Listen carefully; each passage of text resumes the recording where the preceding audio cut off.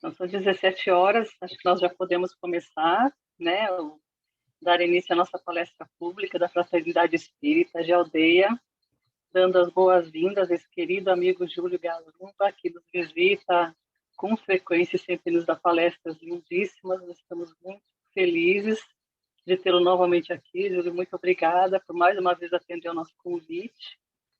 E eu gostaria, então, convidar a todos para fecharmos os olhos, fazermos a nossa prece inicial e, então, darmos por aberto o nosso trabalho de hoje. Querido Mestre Jesus, querida Maria, Mãe Santíssima, Mãe de todos nós, queridos irmãos espirituais, trabalhadores da nossa fraternidade espírita de Aldeia, queridos mentores, agradecemos mais uma vez pela graça de estarmos aqui assistindo a mais uma palestra pública da Fraternidade Espírita de Aldeia. Pedimos, querido Mestre, que nos acompanhe, que nos ilumine, que nos intua, para que possamos aproveitar ao máximo cada palavra mencionada, cada ensinamento, cada lembrança, que elas fiquem resguardadas na nossa mente e no nosso coração. Que o nosso palestrante seja intuído, iluminado por toda a espiritualidade superior que nos acompanha, e que todos nós possamos tirar o máximo proveito da palestra pública desta tarde.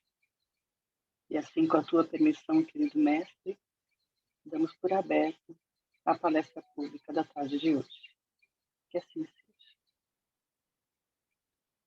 Muito bem. Obrigada, Júlio. Obrigado. Eu que agradeço o carinho de vocês. A gente fica muito feliz quando o meu amigo Vinícius liga, né, Cláudia e todos que fazem o FEA, porque é muito bom a gente se sentir entre amigos, que a gente sabe que a gente ainda comete muitos equívocos, precisa de muita ajuda, e a gente sabe que essas vibrações, quando vêm do coração, elas vêm com muita força, porque elas são direcionadas mesmo, né? Porque o espiritismo, ele não só precisa ser bem compreendido, mas ele precisa ser principalmente bem sentido. E esse sentimento que a gente conseguiu já criar entre nós, ele apenas está sendo reforçado, mas ele já se tornou eterno. E é um carinho, uma alegria muito grande. Um abraço a todos, né? Que todos possam agora ter essa consciência de que os nossos lares são extensão do FEA, né? A espiritualidade amiga irradia em cima de todos nós, porque é o grande salão agora. O grande salão agora foi ampliado e nós temos essa responsabilidade, né, de manter esse salão da nossa casa física e da nossa casa mental à altura, né, dos instrutores, dos mentores e colaboradores do FEA. Bom, o tema é extremamente rico para todos nós, né? Trata-se de uma passagem muito importante da primeira epístola de Paulo, quando ele escreveu aos Tessalonicenses, né, que está lá no capítulo 5, no versículo 8, porque existia uma certa queixa, uma certa insatisfação, né, nessa comunidade, e ele precisou, né, já a pedido de Jesus, como ele já estava em vias de ser preso, e já com a idade também um pouco avançada, o próprio mestre vem para ele e diz: e por que você não conversa com ele de outras maneiras? E aí ele teve essa intuição de escrever as cartas. As cartas de Paulo são realmente um evangelho à parte, né? E quando ele disse: em tudo dai graças, porque esta é a vontade de Deus em Cristo Jesus para convosco. Porque Tessalônica era uma cidade típica da cidade escravacionista. 2/3 da população era escrava, e era uma colônia romana que atraía ricos comerciantes, latifundiários, militares aposentados. Então, o dinheiro era muito forte, né? E o próprio Paulo, ele tinha se visto obrigado a de lá sair, quando em uma de suas viagens missionárias, né, ele teve que sair, que era para não ser preso por causa da oposição que se via na fé cristã, né, naquela religiosidade que ele pregava contra o Império Romano, né? Não, ele ia de encontro ao Império Romano. Então, como pode, então, né, o apóstolo Paulo exortar que regozijemos sempre, né? Ou seja, se a própria comunidade telemaçônica é aquela que ele escreve, né, porque estava abalada por causa da fé. Eles tinham perdido já a fé de que conseguissem realmente implantar o reino de Deus, né, implantar a mensagem de Jesus naquela cidade. Então, Paulo, com sua carta, ele pretende exatamente animar os irmãos e as irmãs na fé, né, para que se mantessem confiantes no Senhor. E narra Lucas que Paulo e Silas estavam justamente na cidade de Filipe, fundando mais uma igreja.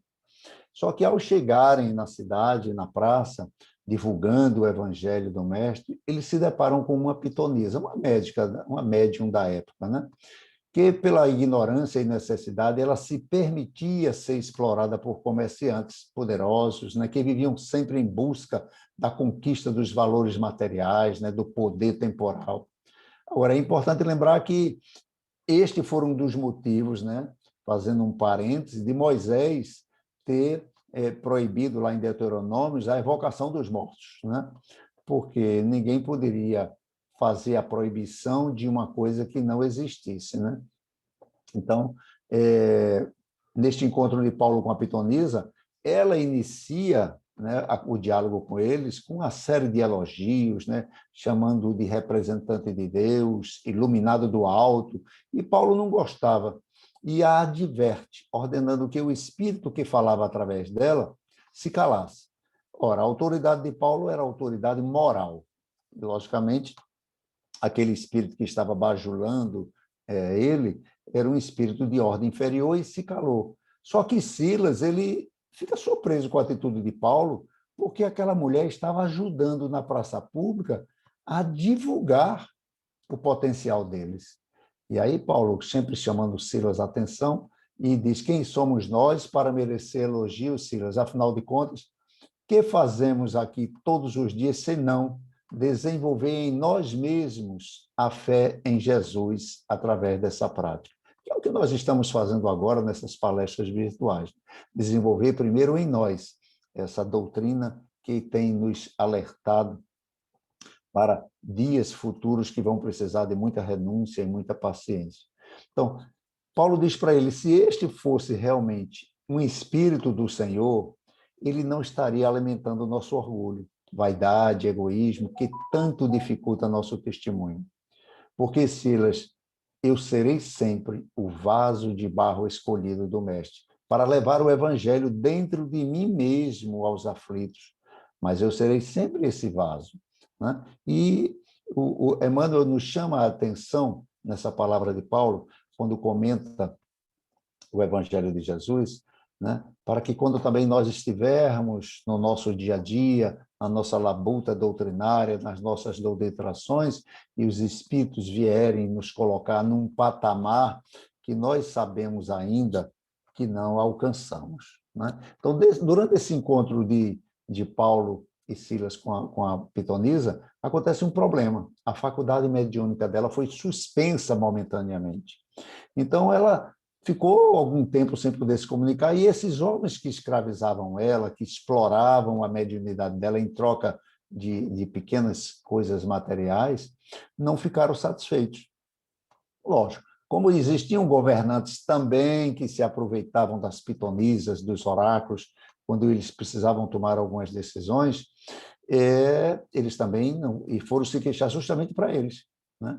Porque as comunicações não eram. Então, esse ato levou Paulo e Silas a serem presos. Não só presos, como também a lei de Moisés, eles sempre davam um jeito de dar aquelas 40 chibatadas menos uma, né? Era da lei. Então, a situação era bastante preocupante para um homem comum, ferido, faminto, dentro de uma cela infecta, né? Repleta de outros presos que há anos já estavam ali em estado cadavérico, né? Então, não havia até nem como sair daquela prisão, e Paulo estava em viagem, né? Teria sido a segunda viagem que ele tinha feito a essa cidade. Porque Paulo era assim também. Quando ele ia numa cidade, encontrava um problema, onde ele era perseguido, preso, mais na frente, ele decidia voltar àquele mesmo lugar.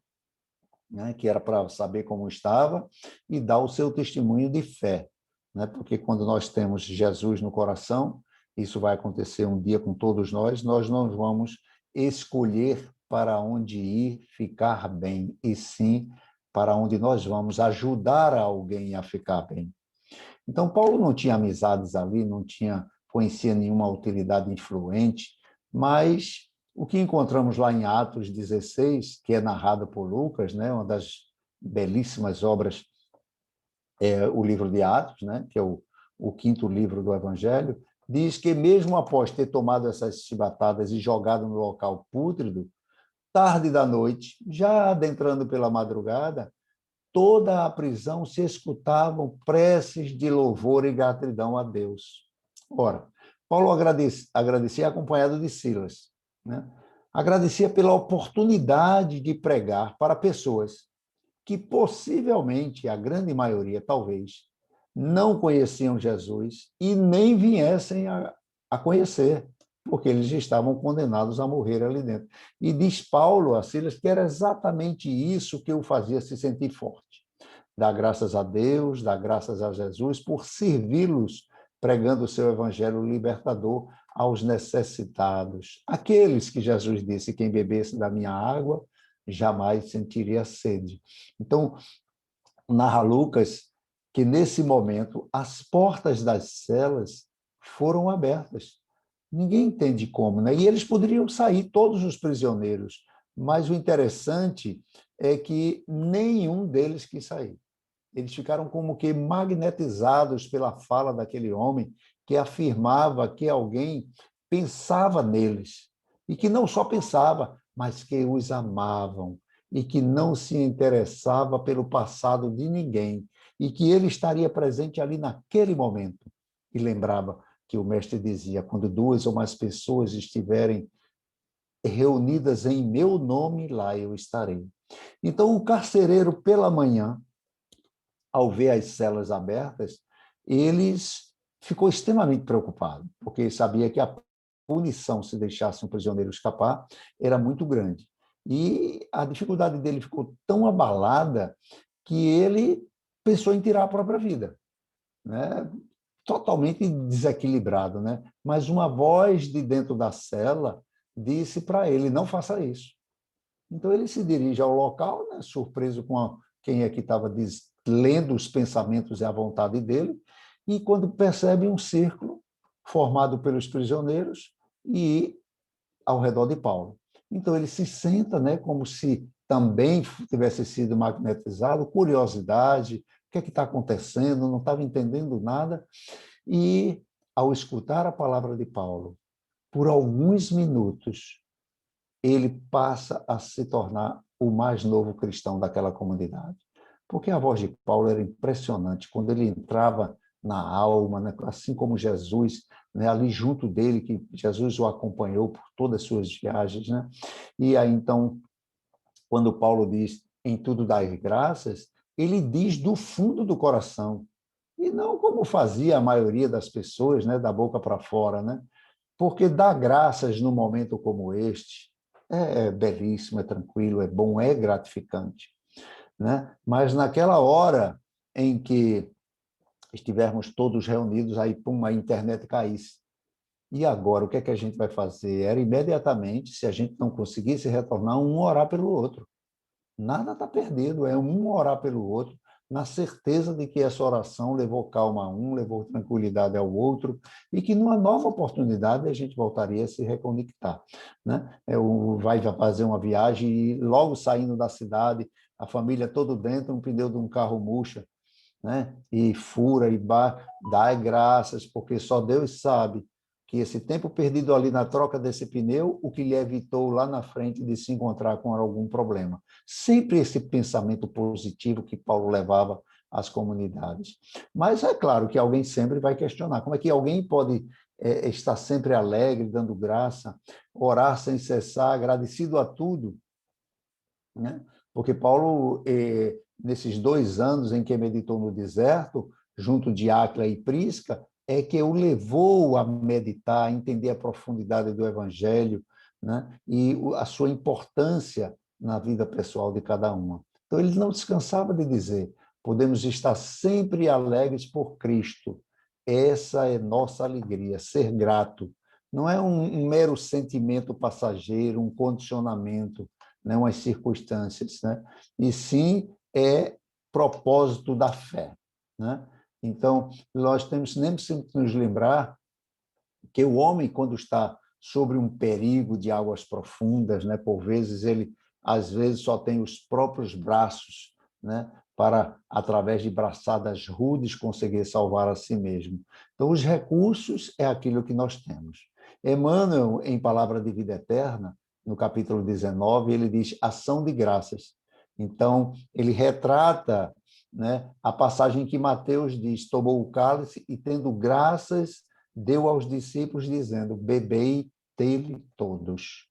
Ora, no mundo, os banquetes que comemoram reuniões da família consanguínea, a gente vê músicas alegres, assinalam até o término de brigas na justiça dos homens, né? Muitos estão felizes, embora alguns estejam soluçando, que são aqueles que perderam a contenda. Mas com Jesus, no entanto, nós vemos um ato de ação de graças que parece estranho para nós, porque não ia acontecer nenhuma festa, né? O mestre, ele ergue hosana ao Pai justamente na hora em que ele vai ao encontro do sacrifício supremo, né?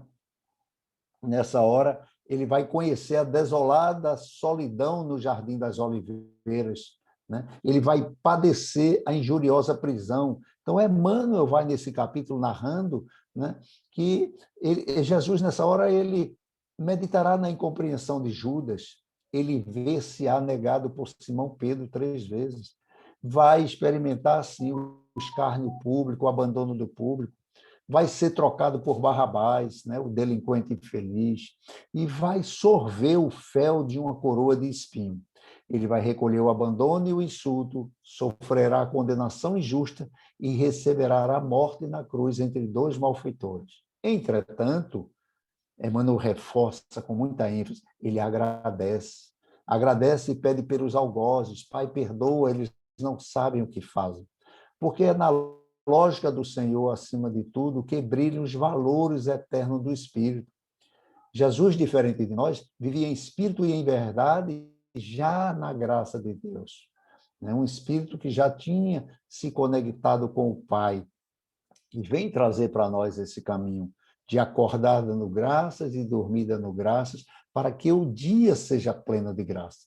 Então, o Cristo louva ao Pai pela oportunidade de completar com segurança o seu divino apostolado na terra, rendendo graça pela confiança que ele teve para com ele, né? E o transforma em exemplo vivo para a redenção de habitantes de um planeta inteiro. Embora essa redenção lhe custasse martírio, flagelação, dor, lágrimas e a própria vida. Portanto, em tudo dai graças, porque esta é a vontade de vosso Pai. Ou seja, estamos envolvidos pela vontade de Deus, vontade justa, misericordiosa. Estamos, como diz o senhor Allan Kardec, mergulhado, né, no fluido cósmico universal. Não existe nenhum pensamento, nenhum desejo, nenhuma vontade que Deus não participe. E é exatamente essa vontade que, aos poucos, vai abrindo nossos olhos, vai diminuindo a nossa cegueira íntima para poder ver os planos de Deus em nós. Cada um reencarnou com seu projeto reencarnatório. Nos perdemos, às vezes, na infância, na adolescência, né? Através da maturidade, quando o orgulho e o egoísmo ainda estavam muito exacerbados, mas, com a luz da doutrina dos espíritos, nós começamos a olhar para nós com outros olhos, para quando nós nos depararmos numa situação que exija o limite das nossas forças, nós podemos ver que elas são bem maiores do que nós possamos imaginar. Isso já aconteceu em muitas situações conosco, algumas nós acreditávamos até que não tinha solução, e depois a gente viu que tudo passa, porque tudo passa, né?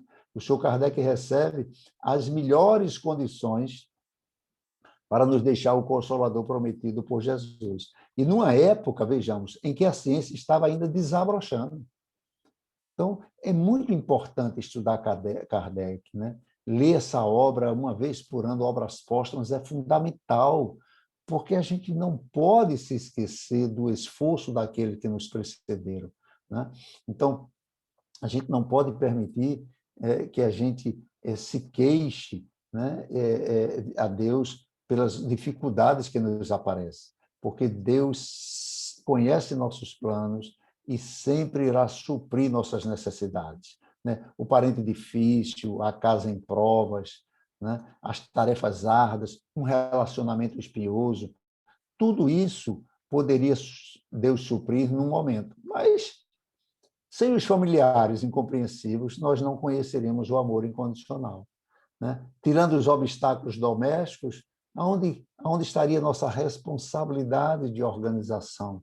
Se nós fugíssemos dos encargos, do sacrifício, né? Nós não teríamos a experiência, nós seríamos simples desertores de lutas, de trabalhos em equipe, né? Então, nós acabaríamos desconhecendo um trabalho de cooperação, onde cada um tem a sua parcela que pode contribuir com a que falta no outro. Então, são nas dificuldades extremas que percebemos que, sem a presença de Deus, nós não teríamos tempo de crise mundial, né? Porque a certeza em nós de que tudo passa, toda dor, toda aflição tem uma hora marcada para acabar, né? Devemos, em tudo, dar graça para sentirmos esse amor de Deus justamente nesse momento em que nós mais precisamos. Estamos todos tranquilos, né? Por mais que alardeie essa aflição desse vírus no planeta, a gente está tranquilo, porque a gente já tem consciência de qual é a nossa parte, o que é que a gente tem que ser feito. Muitos vão desencarnar, assim, vão, mas já iam alguns, né? Outros, Deus sabe o que foi melhor para ele, né? E logo agora, ou ficar depois 6 meses, 1 ano, 2 anos, tomando quimioterapia, sendo entubado, coisas que ele não precisava passar por isso. Então, já que vai ter que sair dessa situação, que saia com menos dor, com menos sequelas, né? Então, dar graça nesse sentido de que Deus sabe o melhor para nós. Não, claro, que a gente não vai no velório de alguém comentar: estou muito triste, meu filho partiu, e a gente dizer: dê graças a Deus. Não é nesse sentido, né? É no sentido da gente ter a condição de orar e saber que essa oração vai chegar a esse ente querido, levando para ele conforto, tranquilidade, que ele vai se encontrar com seus familiares, com seus amigos, que não está perdido, né? E que nós possamos ter a graça de saber que vamos nos encontrar com eles, né? Então, o que aflige o homem é a sua cegueira interior, diz Emmanuel, sua cegueira espiritual, que, ao se deparar com a situação angustiante, fecha-se no seu egoísmo, né? E muitos dizem: mas por que comigo? Por que comigo? E Emmanuel é impressionante, né? Ele diz que não são os fatos, em verdade, que afligem os homens, mas a maneira como ele recebe, né? Nós nos lembramos de um caso, eu não sei sinceramente se esse caso é verdadeiro, né?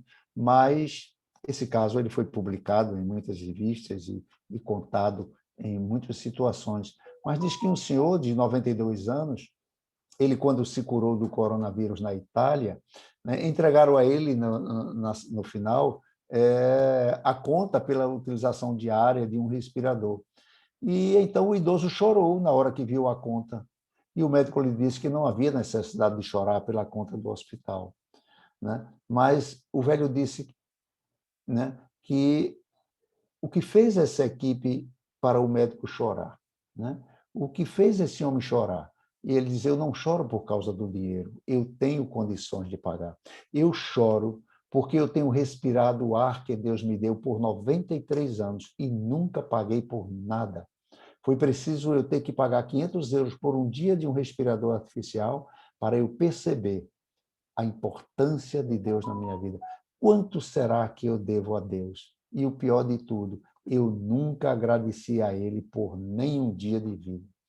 E a Bíblia é muito clara ao afirmar que Deus governa e sustenta todas as coisas de acordo com o seu propósito, né? No Salmo 139, no versículo 13, por exemplo, ele diz: o salmista Davi escreve: os teus olhos viram o meu embrião.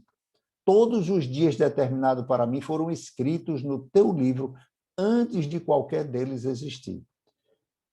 Então, o salmista traz, né, essa essa presença de Deus desde a criação de tudo.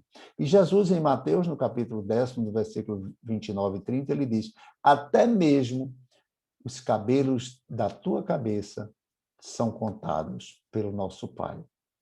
Leon Denis, nessa belíssima obra, né, O Problema do Ser, do Destino e da Dor, no capítulo 7, no item Revelação pela Dor, ele diz que aquela que nos chega naturalmente nos procura para o aprendizado necessário.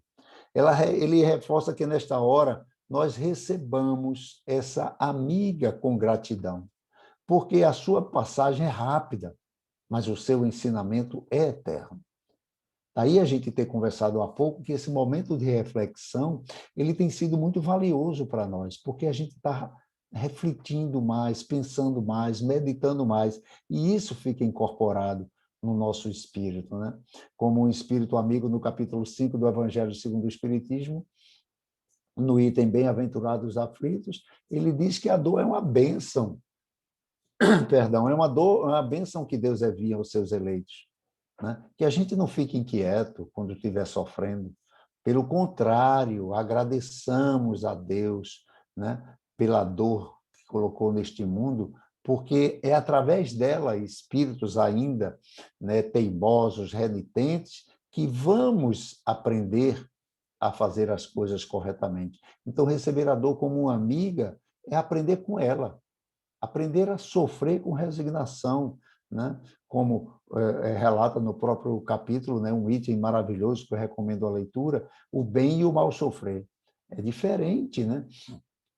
Para aquele que sabe sofrer, não é o que gosta do sofrimento, não é o masoquista, é o resignado, porque ele sabe as causas da sua aflição. Então, ele aprende a tirar o seu melhor, a sua capacidade de superar, né? Depois de uma grande luta, sempre ele vai trazer uma vitória, né? Um bem-estar, um ganho, né? Como relatado pelo nosso querido Divaldo Pereira Franco. Ele narra o caso de uma senhora, né, que recebendo a informação do médico de que ela era portadora de um câncer raro e que a cura só aconteceria 1 em 1 milhão. É impressionante. E ela surpreende o médico dizendo: graças a Deus, Senhor. O senhor me assustou, doutor. Eu pensei que não tinha cura. Pode começar o tratamento. Eu sou esta que em 1 milhão vai ser curado. E Divaldo narra que ela foi curada, né? Porque ele tenha esse merecimento também de depois manter contato com aquelas pessoas que trouxeram para ele também lições maravilhosas. Então, dar graças a Deus em tudo é essa fé que vai desabrochando em nós, que não existe acaso, tudo tem um propósito. Porque seria impossível, né, que espíritos imperfeitos como nós, dá graça em tudo, nos momentos tristes, da mesma maneira que nos momentos felizes, né? Numa adversidade, na perda, numa doença, né? Então, isso, como propõe o apóstolo Paulo, né, é o que a doutrina espírita ela vem clarear para a gente se há condições de nós realmente fazermos isso. Porque algumas situações, sem o conhecimento da reencarnação, sinceramente, não dá para dar graça em tudo, né? Então, esse conhecimento de que não é a primeira vez que nós estamos aqui, já estivemos aqui várias vezes, milhares de vezes, que ainda vamos retornar tantas vezes sejam necessárias, né, para que a gente possa dar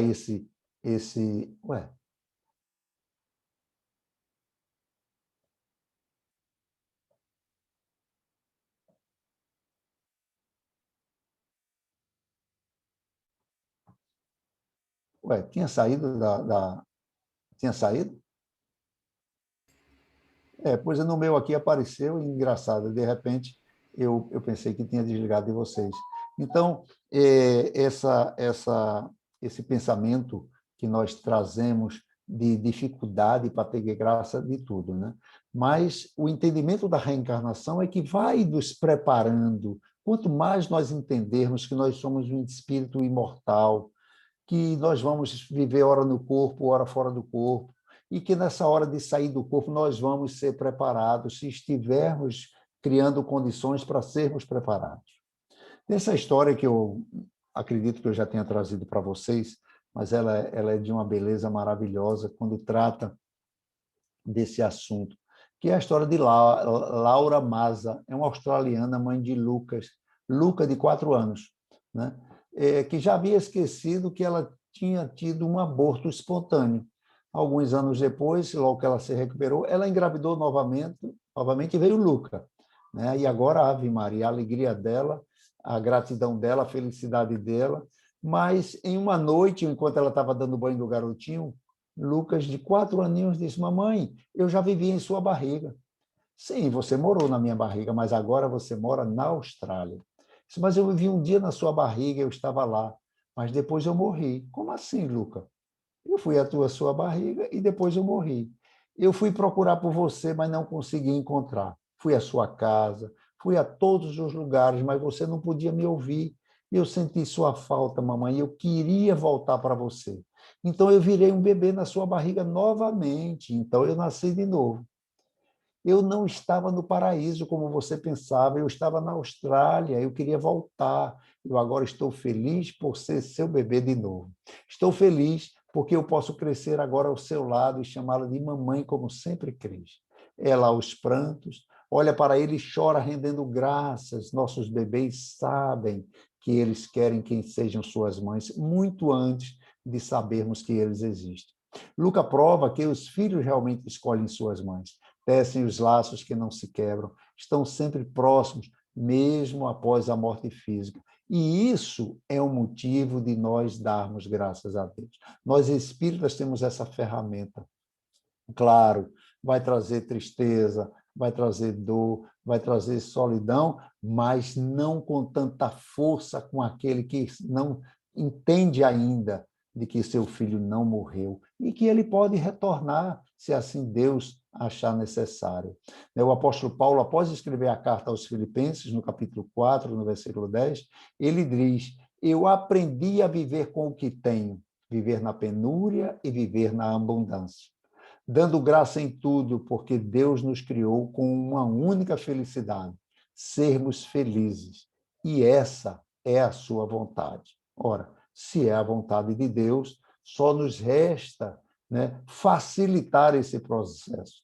Porque quando damos graças em tudo, nós olhamos para a sabedoria de Deus e é também um reconhecimento que nós temos a essa providência divina. Porque somente aqueles que confiam em Deus, é soberano em todas as coisas, que é soberano em todas as coisas, né, é capaz de louvá-lo em qualquer situação. Então, são os que enxergam a glória de Deus sendo manifestada tanto na bonança quanto na tempestade. Porque tanto no conforto quanto na privação, tanto no prazer quanto na aflição.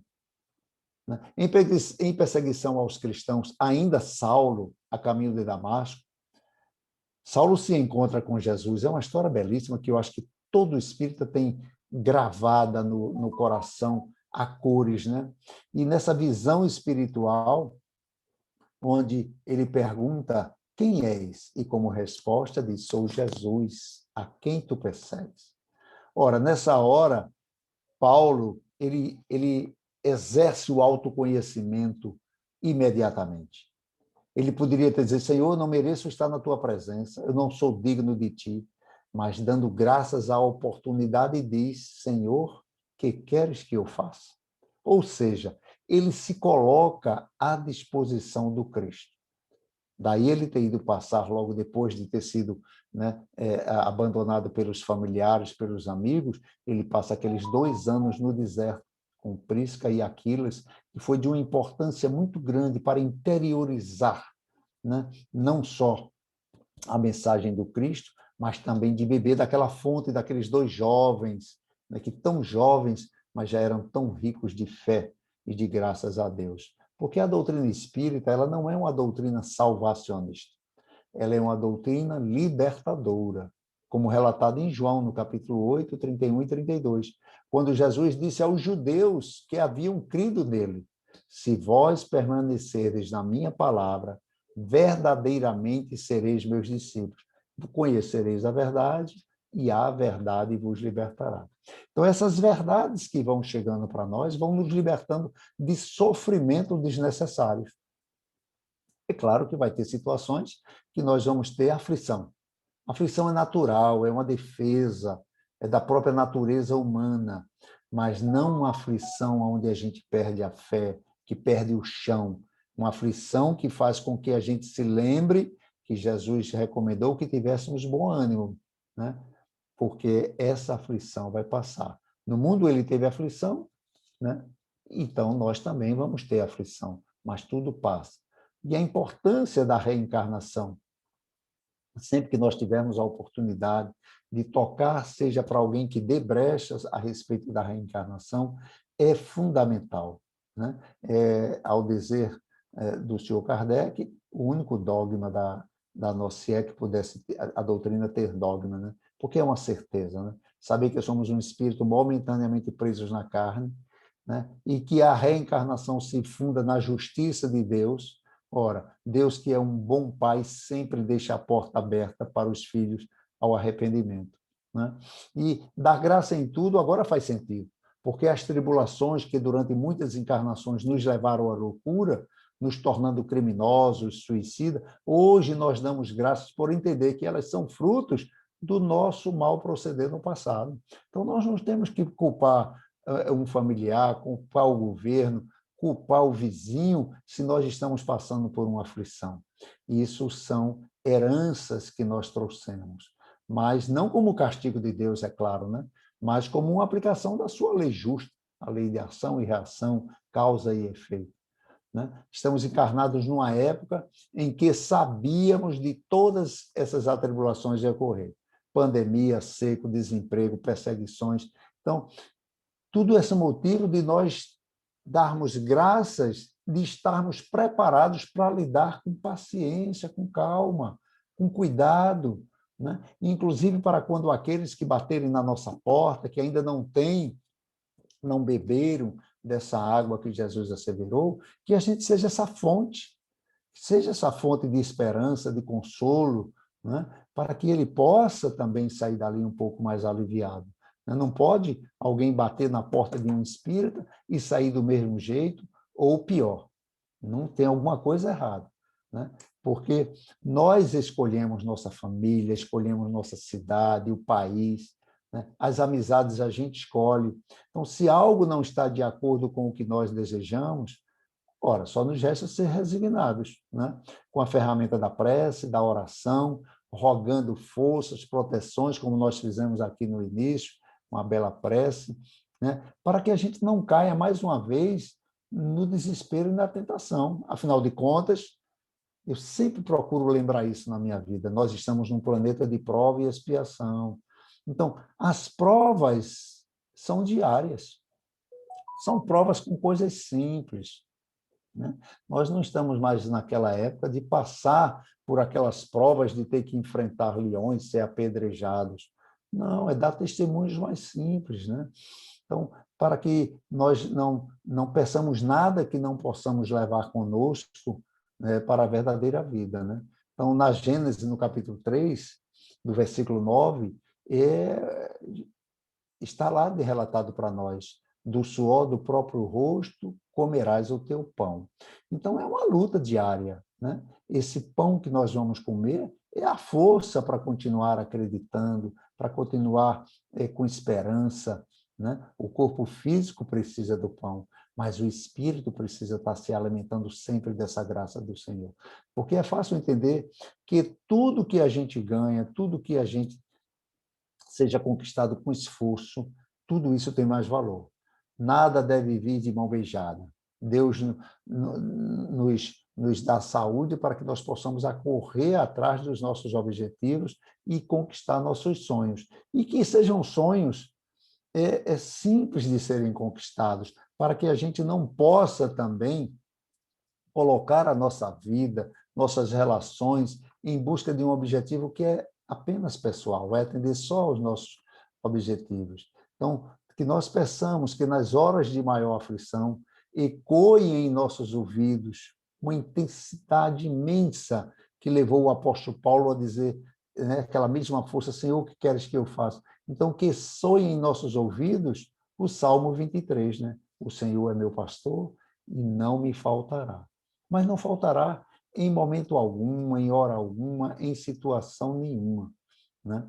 O Espírito Amélia Rodrigues, através do querido Divaldo Pereira Franco, ela traz para a gente mensagens extremamente consoladoras, esperançosas, né? Nos momentos que ela passou por extrema situação difícil, mas ela sempre se aproxima dos grandes médios, trazendo a possibilidade de nós encontrarmos em Deus, em Jesus, nos amigos que nos cercam, a condição de cada vez nós sermos felizes. Ser feliz procurando fazer aqueles que estão ao nosso redor felizes. Dar graça não significa simplesmente nos entregarmos, né?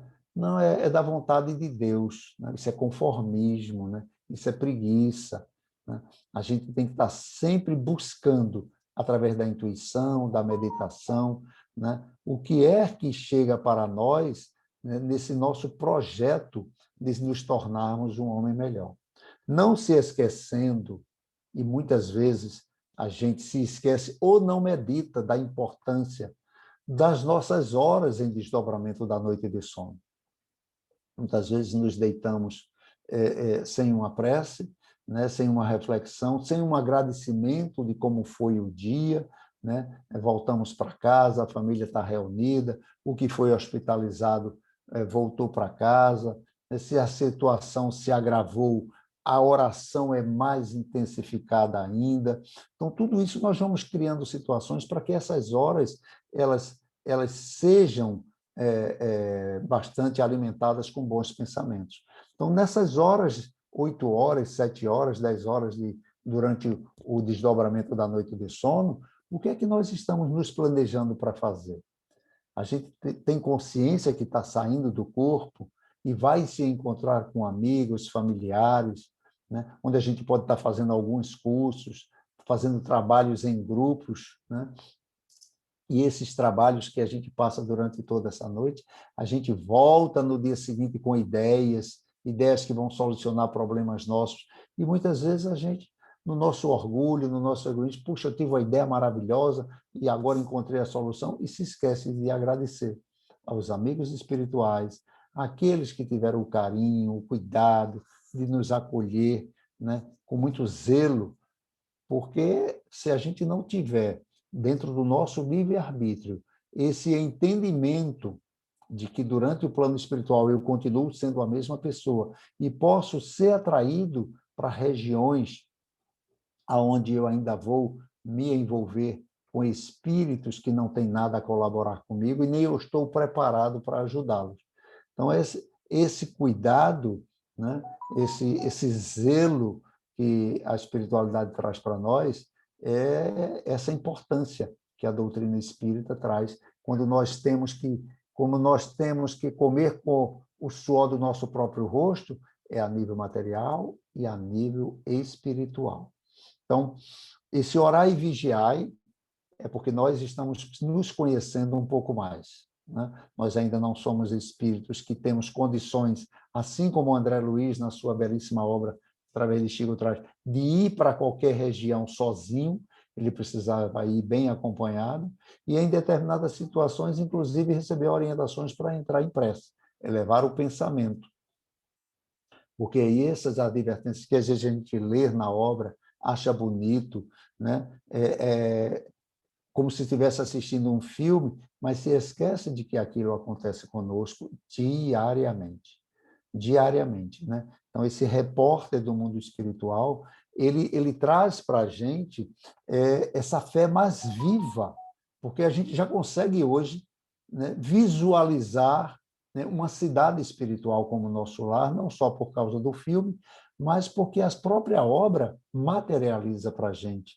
Então, veja esse reino de Deus quando começa a crescer para nós, né? E a doutrina espírita ela traz, né, no seu Pentateuco, né, esse universo que Deus criou, né, com uma beleza, com uma grandiosidade que não tem outro caminho a não ser a gente se colocar no nosso devido lugar, né, e procurar saber em nós mesmos as causas das nossas aflições, né, para que a gente não fique não só sendo injusto e como também não sendo ingrato, porque a falta de gratidão ela é o que se chama de pecado, entre aspas, né? É uma falta de valorização daqueles que, quanto tempo vem velando por nós e cuidando de nós, sem a gente se ater com relação a isso. Né? Às vezes eu paro para meditar com relação a isso. Né? Primeiro com nossos pais, que de pequenininho, do ventre até, né, a adolescência, ainda velam na nossa maturidade um pouco, mas a gente se esquece das noites acordadas, dos dias de aperreio, de sofrimento, quando viu um mais doente, o outro mais aflito, e a gente hoje está com a vida tranquila, né, o corpo são, né, a instrução nos foi dada, os exemplos não foram deixados, e raramente a gente agradece, né, a esses espíritos que abriram a porta para que a gente chegasse. Mas levando isso para um âmbito maior, quantas encarnações, desde a nossa criação, Deus vem nos colocando naquelas situações que nós precisamos para evoluir, encarnando às vezes em planetas mais agradáveis, aonde o amor já respira para que a gente possa conhecer um pouco do amor e hoje falar sobre ele, embora não tendo ele ainda no coração, mas pelo menos a gente já fala de algo que a gente viu alguém praticar, né? E sentiu as vibrações daquele amor. Não identificou, não sabia o que era, mas gostou. Né? Em quantas encarnações, onde nós desencarnamos em perturbações inenarráveis dessas que nós escutamos nas reuniões de desobsessão, e nós éramos um daquele, e um espírito amigo nos recolheu, nos levou para uma colônia, cuidou de nós, velou, tratou, médios nos receberam para que a gente pudesse sentir a vibração do corpo, muitas vezes, ouvir palavras dóceis, né? E tomar novas decisões. Agradecer quantos casais se reuniram, se uniram para nos receber como filhos, para nos receber como sobrinhos, como um adotado, né? Como aquele que vem para ser cuidado. Isso durante milhares e milhares de encarnações. Então, essa reflexão ela é muito importante para que a gente possa ampliar essa graça a Deus, não num sentido religioso, filosófico, mas num sentido de entendimento realmente, para que a nossa alma seja grata, para que a gente possa respirar aonde a gente estiver, na melhor casa, junto do melhor familiar, junto dos melhores vizinhos, no melhor bairro, as melhores condições, para que a gente possa também começar agora como instrumentos de Deus, começar também a mostrar, né, essa transformação moral que a doutrina espírita tem feito em nós. Né? A cada dia nós estamos nos sentindo melhores e com a velocidade bem maior. Se sentindo melhores no sentido de nós estamos buscando aquela orientação do senhor Kardec. Conhece-se o verdadeiro espírita pela sua transformação moral. E essa transformação que nós estamos acelerando agora, e que foi ampliada agora com esse momento que nós estamos vivendo, buscando se apropriar mais de um bom livro, ouvir palestras edificantes, participar de mais de cursos, né, de se integrar mais nas equipes de colaboração, né, procurar sempre buscando algo espiritual também para ser feito, e não unicamente nas coisas materiais.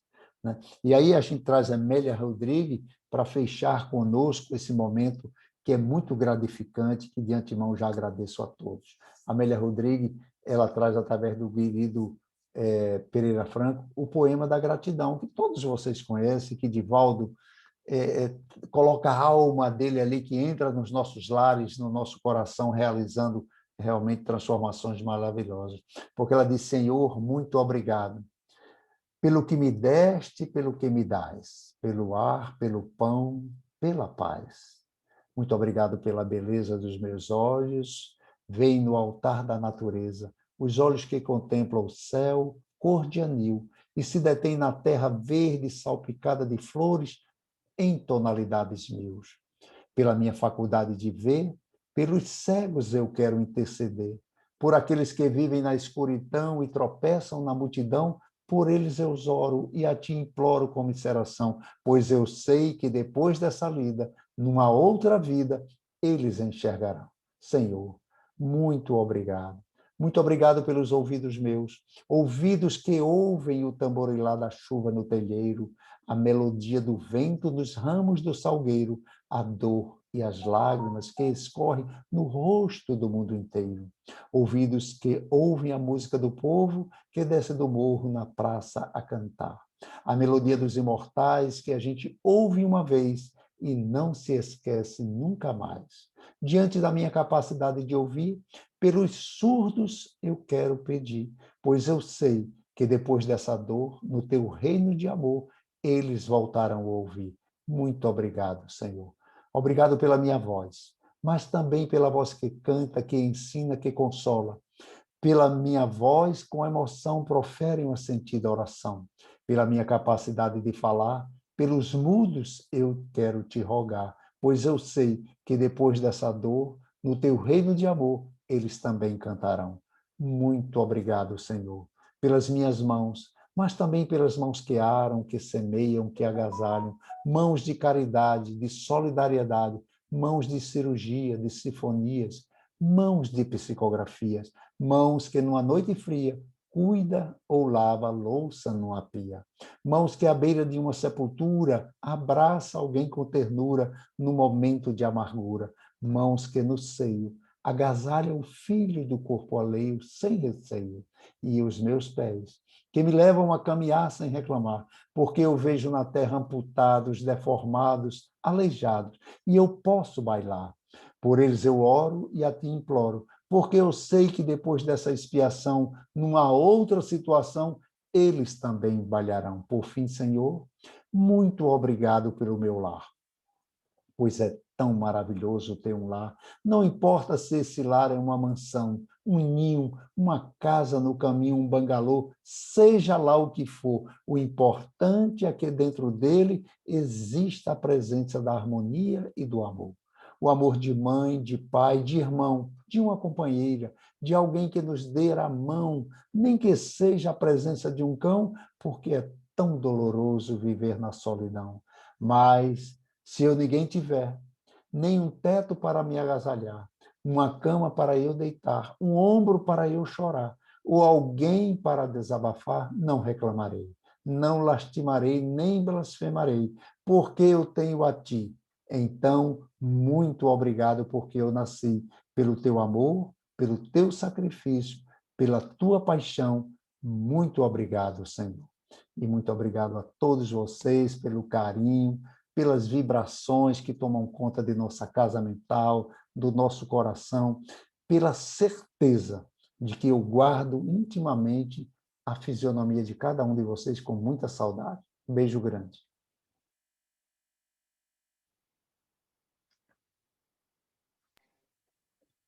Muito obrigada, Júlio, por essas palavras, por essa palestra maravilhosa, nos lembrando de como é importante, né? A gente lembrar de agradecer a cada momento que nós estamos passando aqui nessa existência e reconhecermos, né? Reconhecermos que tudo que está acontecendo ao nosso redor é para nos trazer um ensinamento.